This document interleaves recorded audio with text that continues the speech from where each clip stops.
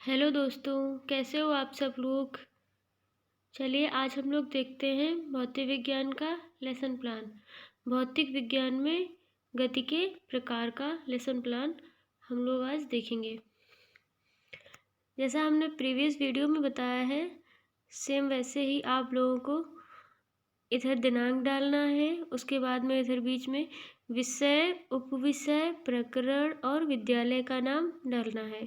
इसके बाद में इधर साइड में कक्षा, वर्ग, चक्र और समयावधि। इसके बाद में हम सामान्य उद्देश्य लिखेंगे।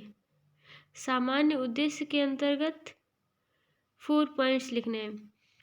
आप 5 भी लिख सकते हो।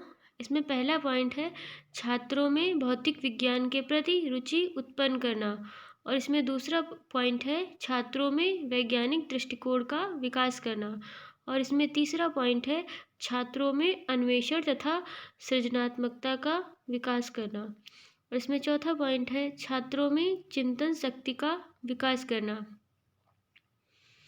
अब हम लिखेंगे विशिष्ट उद्देश्य। विशिष्ट उद्देश्य के अंतर्गत हम लिखेंगे ज्ञानात्मक उद्देश्य। ज्ञानात्मक उद्देश्य में छात्र गति के प्रकारों का प्रत्यास्मरण कर सकेंगे, और इसमें दूसरा पॉइंट है विद्यार्थी गति के प्रकारों का प्रतिज्ञान कर सकेंगे। अब हम लिखेंगे बोधात्मक उद्देश्य। बोधात्मक उद्देश्य में पहला पॉइंट है छात्र गति के प्रकारों की व्याख्या कर सकेंगे, और इसमें दूसरा पॉइंट है छात्र गति के विभिन्न प्रकारों के मध्य संबंध स्थापित कर सकेंगे। अब हम लिखेंगे प्रयोगात्मक उद्देश्य। प्रयोगात्मक उद्देश्य में पहला पॉइंट है छात्र दैनिक जीवन में गति के प्रकारों का उचित प्रयोग को समझ सकेंगे, और इसमें दूसरा पॉइंट है छात्र गति के प्रकारों को उदाहरण के माध्यम से सही प्रयोग कर सकेंगे। अब हम लिखेंगे कौशलात्मक उद्देश्य। कौशलात्मक उद्देश्य में पहला पॉइंट है छात्र गति के प्रकारों को चित्र द्वारा प्रदर्शित करने का कौशल अर्जित कर सकेंगे, और दूसरा पॉइंट है छात्र गति के प्रकारों की सापेक्षता का ज्ञान प्राप्त कर सकेंगे। इसके बाद में हमें लिखना है शिक्षण सहायक सामग्री। शिक्षण सहायक सामग्री में श्यामपट्ट और चाक होगी, डस्टर, चार्ट। उसके बाद में मार्कर भी, अगर वाइट बोर्ड है तो मार्कर का इस्तेमाल कर सकते हैं आप लोग, उसको भी यहाँ पे नोट करना होगा। उसके बाद में हम लिखेंगे पूर्व ज्ञान। छात्रों को गति की सामान्य जानकारी है। इसके बाद में हम प्रस्तावना प्रश्न निकलवाएंगे। प्रस्तावना प्रश्न में इधर क्रम संख्या डालनी है, उसके बाद में छात्र अध्यापिका कथन, इसके बाद में इधर छात्र कथन, और हम इसमें 4 पॉइंट्स लिखेंगे। आप देख सकते हैं इसी प्रकार आपको भी लिखना है।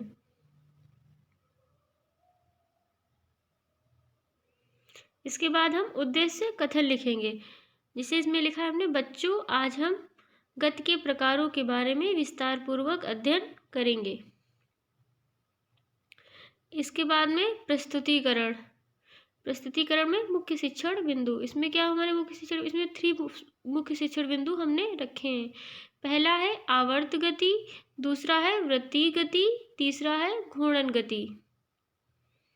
इसके बाद में हम लिखेंगे, इसके बाद में हम 4 कॉलम बनाएंगे। पहले कॉलम में मुख्य शिक्षण बिंदु, दूसरे कॉलम में छात्राध्यापिका प्रश्न, और तीसरे में छात्र उत्तर, और चौथे में निष्कर्ष। आपको इसी प्रकार से, इसमें पहला शिक्षण बिंदु हमारा है आवर्त गति, आपको इसी प्रकार से लिखना है, और आपको मिनिमम 2 क्वेश्चन करने हैं। पहला क्वेश्चन ऐसा हो जो बच्चों को पता हो, ये विकासात्मक प्रश्न होते हैं, और दूसरा क्वेश्चन ऐसा हो जिसमें बच्चों को ना पता हो, उसका स्पष्टीकरण हमें देना है। सॉरी,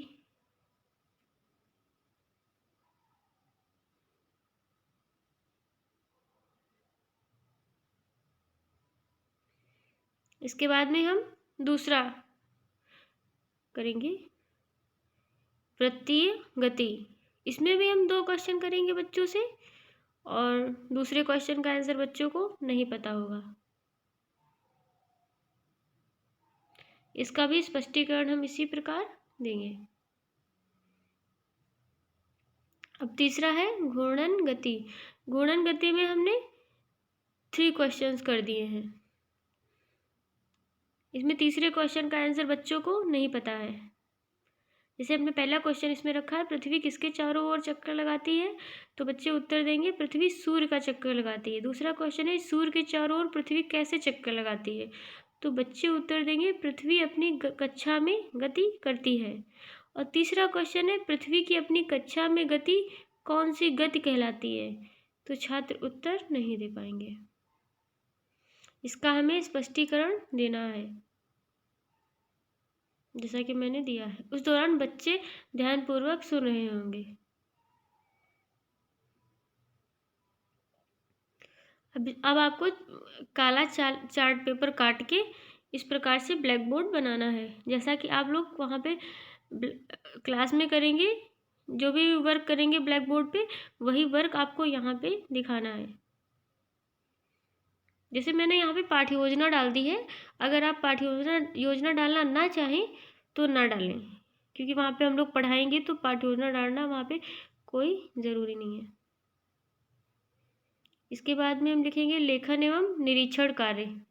छात्राध्यापिका छात्रों को श्यामपट्ट कार्य लिखने का निर्देश देंगी। वह स्वयं कक्षा में घूम घूम कर निरीक्षण करेंगी तथा समस्याओं का समाधान करेंगी। उसके बाद में हम पुनरावृत्ति प्रश्न बच्चों से पूछेंगे।